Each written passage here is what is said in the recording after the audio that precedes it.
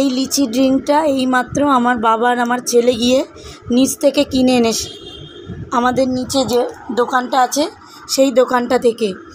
ওরা খাওয়ার পর, এটা কিন্তু ডেট ওভারেরও নয়, দেখো ডেটটা ভালো করে দেখো, 30/5/24 ম্যানুফ্যাকচারিং হয়েছে। এটাকে ওরা নিয়ে এসেছে এক্ষুনি, এবং এটা খাওয়ার পর আমার মেয়ে ইচ্ছা করে খাওয়ার শেষে যেরকম বাচ্চারা করে রাংতাটা খুলেছে।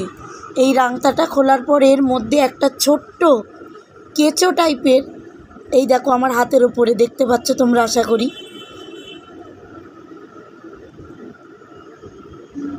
এই পোকাটা ছিল, এই দেখো এই পোকাটা ছিল। তাহলে আমরা বাচ্চাদেরকে কি খাওয়াচ্ছি বলো? আমার মেয়ে হঠাৎ করে বলছে আমাকে, দেখো মা এটা কি পোকা না অন্য কিছু। রাংতাটা খোলার পর ওর ভেতরে লেগেছিল, তো আমি দেখলাম সত্যি এটা একটা পোকা। আমি হাত দিয়ে দেখি কেঁচো টাইপের।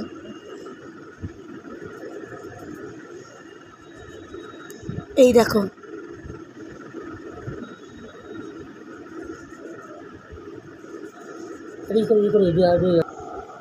ব্রান্ডটা ভালো করে তোমরা দেখে নাও লিচির।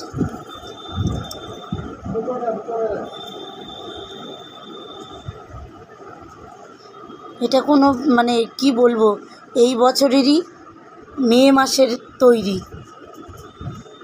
তার মধ্যে কি করে এরকম পোকা আসবে বলো?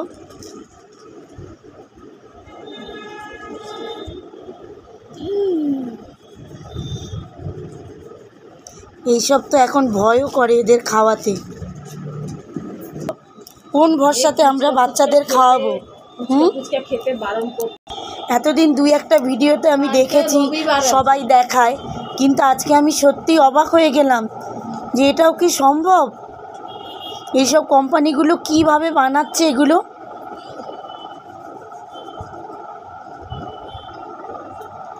এই পোকাটা এতটা বড় ছিল, দেখো লম্বা মতন। আমি এটাকে দেখার জন্য যে অরিজিনালি এটা পোকা, তো তখন দেখি নোট ছিল এটা।